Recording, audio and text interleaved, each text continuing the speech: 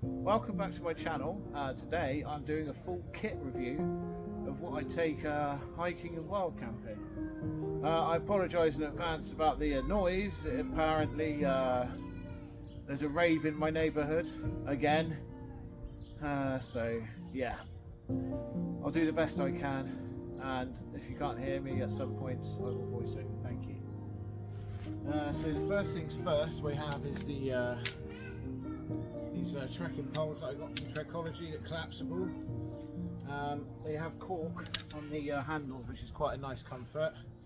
This is a Trekology travel towel. I use that normally for the condensation inside the tent in the morning. This is a telescopic shovel. It's quite heavy though, so I will look at getting a lightweight one, maybe that orange one that everyone else has, because it certainly seems to be the one to have. So the next I have, this is my cooking kit. I will do a review about this, what I have and what I use. That is just a titanium long-handled spoon. This is the Trachology UL 140 ultralight sleeping mat. Now I've got this because it's extra wide, like me, and it actually really helps. It's really good. It is a little bit like, you know, it's not as small as, like, you know, the Thermarest Oex Airlight and stuff, but it's good for me. It's very comfortable for me, and I definitely you definitely want a bit of comfort after a long day's hike. Now this is my sleeping bag. This is a Thermarest Questar 32F 0 degrees. This is the long model. Now I'm not tall, but it has the most, like for my shoulders, this has the most, you know, the most width for me, so I can get a comfortable sleeping position. It does pack down into a very small bag, not actually much bigger than about this. But because you're not supposed to use your down bag in its stuff sack until you actually go and hike, and it's in the normal storage one at the moment. So next, sorry, excuse that. I have a 10 litre Oex Dry Sack, which I put you know, spare underwear and pyjamas in. I have these, which I use these either for cycling or to hold my trekking poles with, to keep the blisters and stuff at bay. This is a travel pillow that's quite lightweight, and it stuffs down into its little sack that's attached to it. It's just literally a generic little thing from Tesco. What I like about it is I put it inside the hood of the sleeping bag, and then it doesn't move anywhere. I also have this Trekology pillow as well, which I use. These are a pair of Sealskinz Gloves.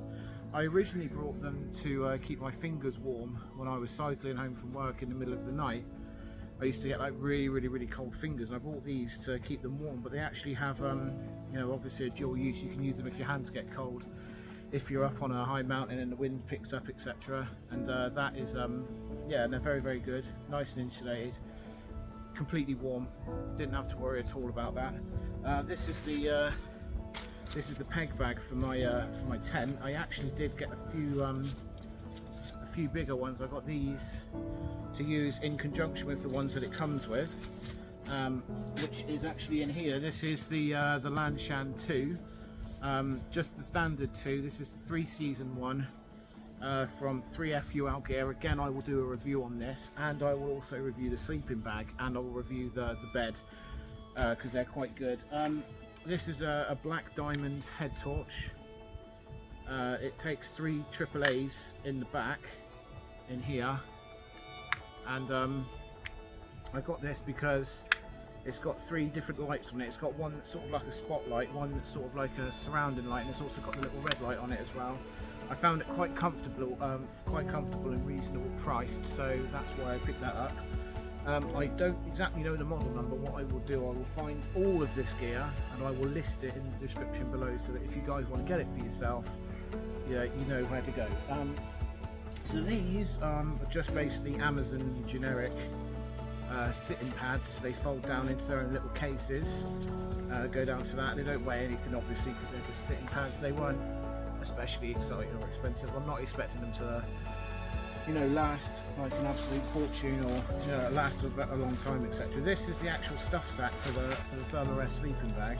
Obviously once you're in, you pull the tabs and get it down, and it does go like that really. But obviously you're not supposed to do that unless you're actually going hiking with it. This is my my bag. This is the Technicals Tibet 65. I got this because one thing that I struggled with on my old pack was the thin straps on the back that really cut in. But as you can see, these ones are much more chunkier, much more fatter, and much more comfortable. It's strangely enough, I don't think I'm packing things right, because I still find myself running out of space. So I will look into things that I can do to help myself with that. But yeah, it's very, very comfortable, very, very light, and I'm really, really glad that I got it. Now this is a Bearz outdoor blanket. It's got pockets so that you can put like a rock or something in it, and it's also got like peg eyes so that you can peg it out. You can use it as like a picnic blanket if you go for a stroll, or maybe as a footprint. If you fold it up, you can use it as a footprint. What I tend to do with it is I'll put it outside in the morning, and I'll put all my gear on it as I'm packing away, so it doesn't get it minimises the amount of water that you take on with it, and that folds up and goes really, really small, and that's quite lightweight as well. I found it quite useful. So thank you very much for watching. Sorry about the crap camera. I'll get there. But yes, if you like what you see, please like and subscribe, and I hope to see you guys again soon. Thank you.